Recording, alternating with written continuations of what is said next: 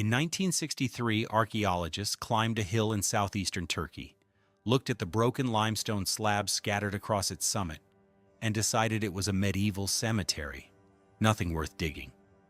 They wrote it down, and they left. For 31 years, a farming family plowed that hill, cursing the stones that kept catching their blades. Then, in October 1994, a German archaeologist named Klaus Schmidt climbed the same hill, looked at the same stones, and froze. These were not gravestones. They were the tops of massive carved pillars, buried standing up. An entire complex, sleeping under the earth. It's called Göbekli Tepe. It is more than 11,000 years old, 6,000 years older than Stonehenge, 7,000 years older than the pyramids, the oldest monumental structure ever found on Earth. And here's the problem. The people who built it should not have been able to. This is vanished history. Case number 2, what is this place? Who built it? And why was it forgotten for 10,000 years? To understand why this hill broke history, you need to understand what Klaus Schmidt was looking for, and what he had just lost. For 8 years, Schmidt had worked at a site called Nevelachori, 50 kilometers away. Strange T-shaped pillars, carved arms, a culture no one had ever seen before. And then, in 1991, the rising waters of the Ataturk Dam swallowed it.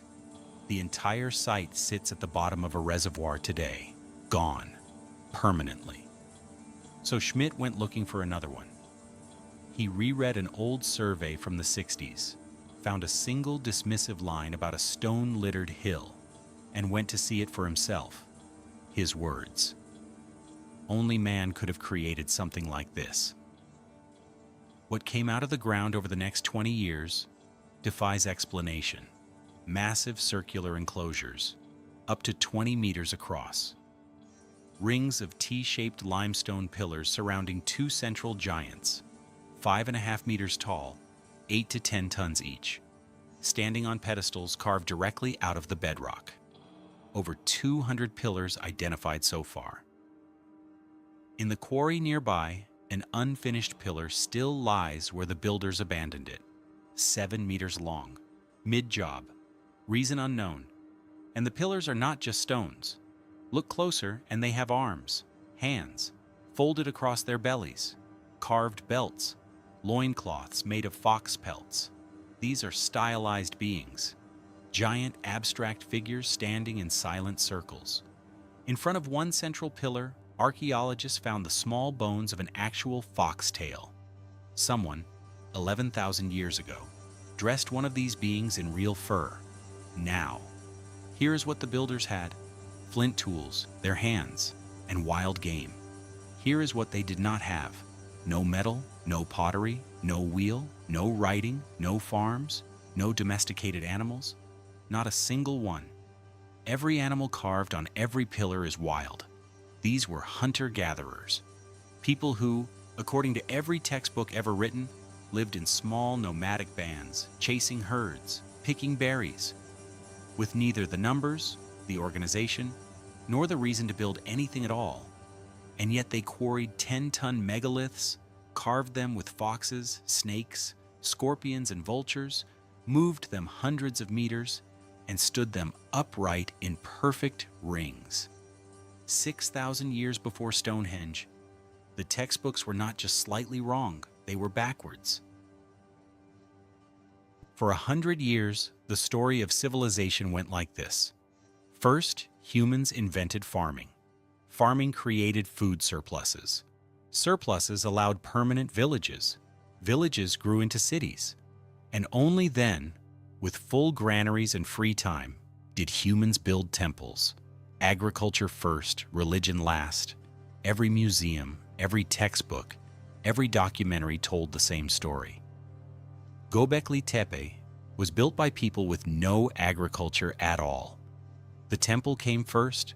Schmidt spent the rest of his life on this hill, and his conclusion became one of the most famous sentences in modern archaeology. First came the temple, then the city. But the deeper they dug, the stranger it got. In 2020, researchers from Tel Aviv University ran an architectural analysis on the 3 oldest enclosures. They calculated the precise center point of each ring, and those 3 points form an equilateral triangle, accurate to within 25 centimeters. 3 irregular circles, different sizes, different shapes. The odds of that happening by accident are close to 0, which means the 3 enclosures were not built one by one over generations, as everyone assumed. They were planned as a single project, drawn out somehow. Before the first stone was cut, by people with no writing, no mathematics that we know of, and no architects. Stop and sit with that. Someone stood on that hill 11,500 years ago with a complete design in their head. Then there's the question of labor. Moving these stones took hundreds of people. How do you feed hundreds of workers without farms? The ground gave up the answer. Over 100,000 fragments of animal bone, smashed open for the marrow, 650 carved stone vessels, some big enough to hold 50 gallons, and inside some of them, chemical residue consistent with fermented wild grain, beer, possibly the oldest beer in human history. They threw enormous feasts. People traveled from up to 200 kilometers away, and the feasts powered the construction. And then there is the dark layer. In the rubble, archaeologists recovered 700 fragments of human bone. 3 skulls bear deep grooves carved with flint tools after death. One has a hole drilled through the top, so it could be hung from a cord. Carvings of headless men. Statues deliberately decapitated. A kneeling figure they call the gift bearer, holding a severed human head in its hands.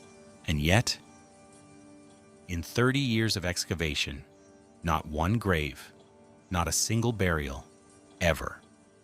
Whatever they did with their dead, it ended with skulls on display, and bodies that simply are not there. One more pattern, and nobody can explain it. Each enclosure has a signature animal. Enclosure A, snakes. Enclosure B, foxes. Enclosure C, boars. Enclosure D, birds. 4 rooms, 4 animals, clan totems, tribal emblems, chapters of a myth we will never read. No one knows. And here is the number that should stop you cold. After 30 years of digging, only about 5% of Göbekli Tepe has been excavated. Ground-penetrating radar shows at least 15 more enclosures still underground. At the current pace, finishing the job will take another 150 years. Almost everything this place has to say, it hasn't said yet. So what was Göbekli Tepe? 4 theories. Each one rewrites history in a different way. Theory 1. Religion invented farming. Feeding crowds of feasting workers year after year pushed these people to manage wild grain instead of just gathering it. And here's the detail that makes this theory hard to dismiss. The wild ancestor of einkorn wheat, the first crop humans ever domesticated, the plant that started agriculture itself, grows on the slopes of a mountain, 30 kilometers from this hill. If this theory is right, humanity's single greatest revolution did not begin in a field. It began as catering. The temple didn't follow civilization. The temple caused it. Theory 2. And this is where the story everyone tells you falls apart. For 25 years, the world believed Gobekli Tepe was deliberately buried. Its own builders, entombing their temple by hand, basket by basket. A civilization burying itself. It's the single most repeated claim about this site. Then in 2017, an architect turned archaeologist named Moritz Kinzel re-examined the excavation records.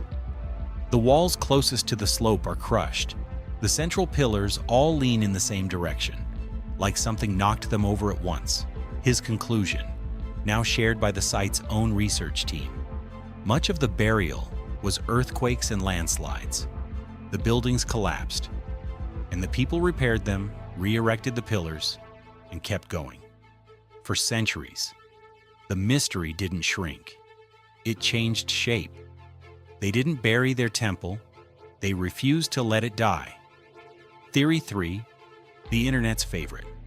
In 2017, 2 researchers claimed the carvings on Pillar 43, the famous vulture stone, are a star map recording a comet impact around 10,950 BC, the impact that supposedly triggered an ice age.